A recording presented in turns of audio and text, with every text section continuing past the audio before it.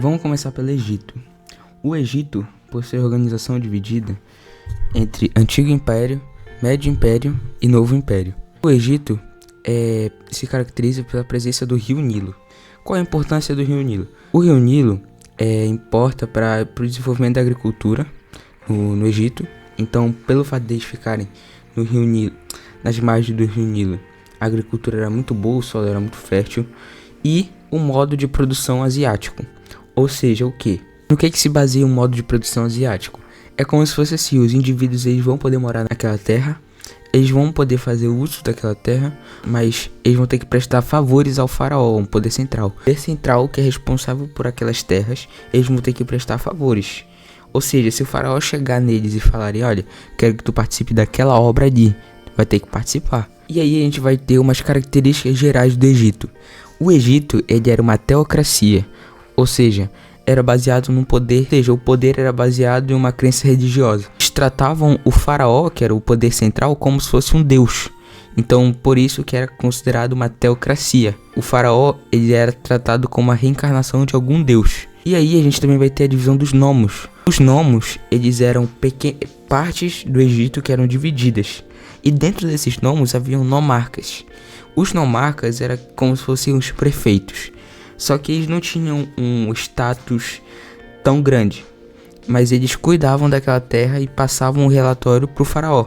O Egito também era uma sociedade politeísta, ou seja, acreditava em vários deuses. E dentro desse politeísmo, eles aderiam à zoomorfia, que era aquela representação dos deuses com aquelas cabeças de bicho, cabeça de lobo, cabeça de ave, a representação animal dos deuses. E eles também tinham um livro sagrado, que era o chamado Livro dos Mortos, lá no Egito. Ele tinha a ideia da reencarnação, ou seja, eles acreditavam que depois de morto, uma pessoa poderia voltar à vida. E essa ideia de reencarnação era associada ao deus Osíris, do Egito.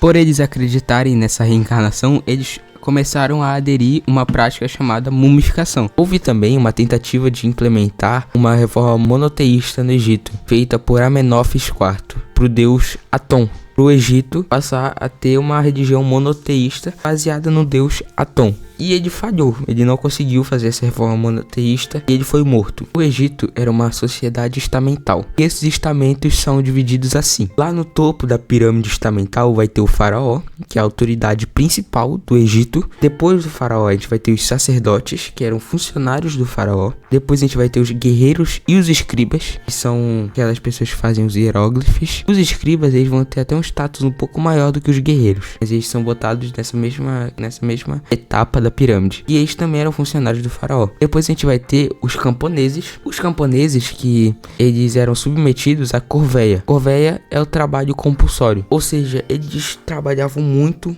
mesmo. E pelo fato de ser um método de produção asiático, era quando o faraó queria um trabalho compulsório. Toda vez que eles terminavam um trabalho, tinha um outro para fazer logo depois. Atrás dos camponeses só estavam os escravos. Os escravos não tinham direito a nada. Eles eram obrigados a trabalhar quando o faraó quisesse. O Egito também predominava-se a agricultura.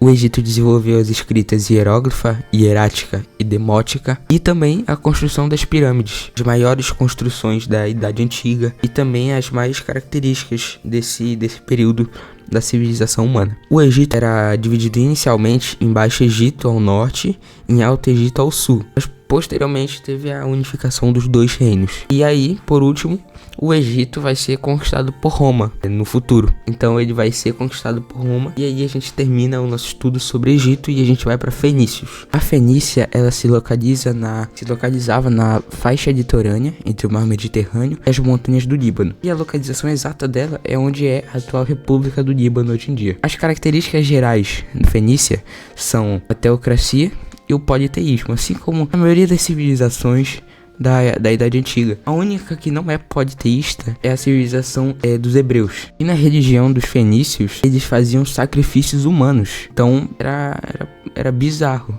Eles faziam sacrifícios humanos nos rituais deles, etc. A Fenícia também era uma sociedade classista. Uma sociedade classista, ela tem as suas divisões sociais, só que é mais acessível a passagem de uma parte da pirâmide para outra. Então, se uma pessoa nasce pobre, ela não necessariamente vai morrer pobre, ela pode subir de status, diferente da sociedade estamental, que é praticamente impossível a pessoa fazer esse aumento de status. Mas na sociedade classista é bem flexível essa mudança. Os fenícios, eles eram muito fortes no comércio marítimo. Eles desenvolveram muitas das técnicas de navegação que a gente usa hoje em dia. E os fenícios desenvolveram o alfabeto fonético. E de Egito e fenícios é só isso que a gente precisa guardar para fazer qualquer prova de vestibular.